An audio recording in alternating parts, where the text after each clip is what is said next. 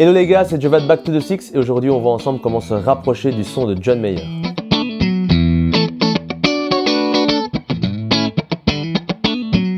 Comme d'hab, je vous invite tout de suite à vous abonner à notre chaîne, comme ça vous ne manquerez aucun de nos futurs tutos et tests. Alors aujourd'hui on va voir ensemble comment se rapprocher du son de John Mayer. J'ai voulu faire cette vidéo tout simplement parce que je suis fan, vous le savez bien, de John Mayer et de son son, de son jeu, de ses morceaux.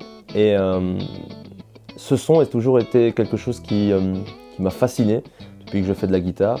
Et j'avais envie de partager avec vous ma manière d'appréhender ce son et ma manière de se rapprocher de ce son.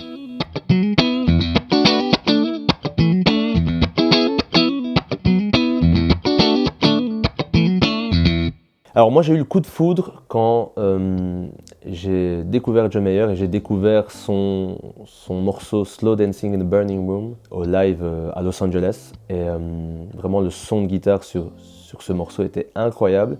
Et ce qui m'a vraiment marqué à l'époque, c'était le son du solo, le son sur le solo de la fin qui était à tomber. J'ai pas d'autres mots, c'est encore actuellement, c'est pour moi une grosse référence.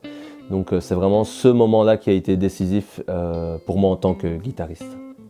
Donc pour moi, il y a 4 choses essentielles pour se rapprocher du son de John Mayer. La première, une strat. La deuxième, un ampli clean. La troisième, une overdrive. Et la quatrième, un boost. On va commencer par la strat et l'ampli clean.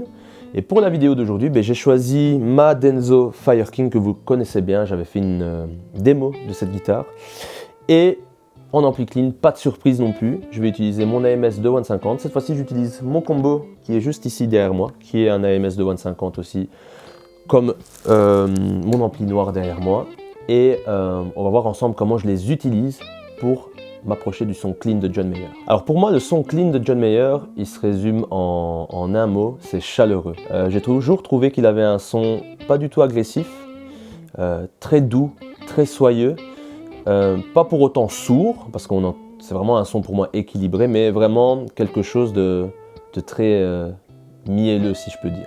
Alors pour me rapprocher de ce son clean chaleureux, généralement en fait, je règle mon ampli à midi et je gère un peu les aigus, quoi.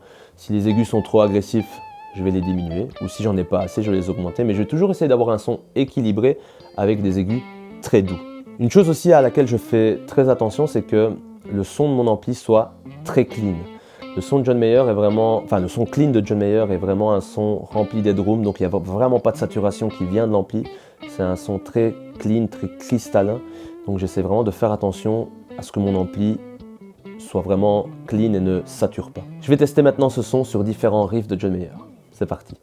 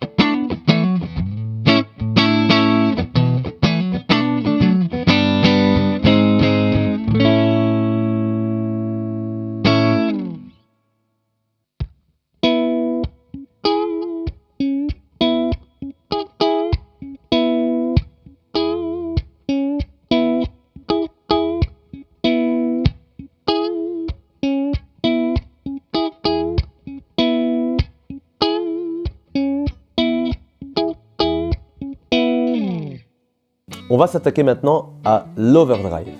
John Mayer est connu pour utiliser une TS10, donc une tube skimmer, pour son son overdrive. Alors aujourd'hui, j'ai simplifié les choses. J'ai choisi la TS Mini de chez Ibanez pour ce son overdrive. Alors on va essayer de régler cette pédale pour avoir un son légèrement overdrivé, pas trop. Et on va essayer de garder cette qualité chaleureuse du clean. Donc on va toujours essayer d'avoir un son pas trop agressif dans les aigus. Pareil, on va tester ça sur quelques riffs de John Mayer. C'est parti.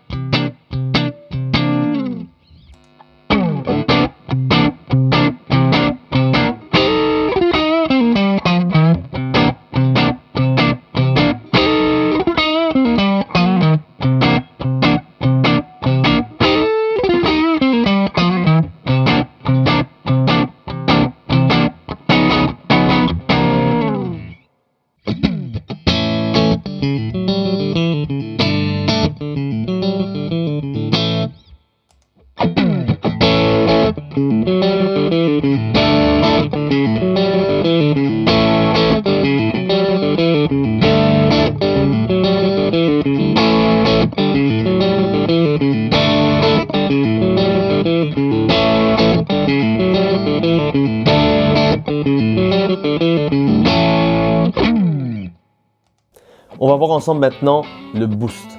Alors John Mayer est connu pour booster son son avec une clone Centaur. Alors vous vous doutez bien, je n'ai pas ça dans ma collection de pédales. Par contre, moi j'utilise une AMS Boost qui est un clone de la clone Centaur. Et c'est la pédale qui pour moi se rapproche le plus du son de la clone Centaur. Alors généralement on va avoir deux utilisations pour ce boost. Soit booster son son clean pour apporter du corps et de la présence, soit booster son son overdrive pour passer en solo. Au niveau des réglages, pareil, on va essayer de ne pas avoir un son trop overdrivé. On va essayer que ça reste assez clean, sans pour autant venir saturer le son de l'ampli. Et au niveau des aigus, ça c'est à chaque fois à régler en fonction des goûts. Toujours en essayant de garder cette qualité chaleureuse qu'a le son clean à la John Mayer. On va tester ça tout de suite avec plusieurs exemples. C'est parti.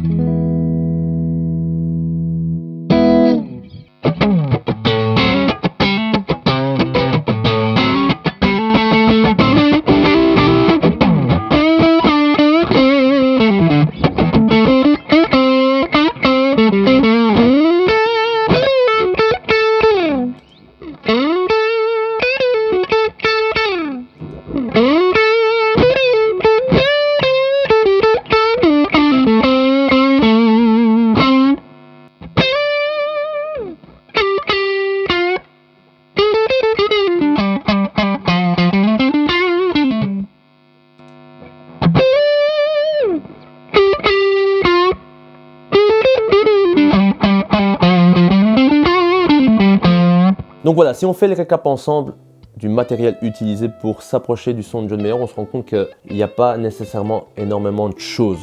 Maintenant, il est clair qu'un des ingrédients principaux pour se rapprocher du son de John Mayer, c'est aussi les doigts de John Mayer. Et donc malheureusement ça on peut pas se les procurer, mais avec beaucoup de travail il y a moyen de sortir quelque chose. Mais voilà, en tout cas pour moi c'est les 4 essentiels pour essayer de se rapprocher de ce son-là. On va se quitter sur une petite improvisation sur une loupe. Je vais utiliser les différents types de sons qu'on a vus aujourd'hui.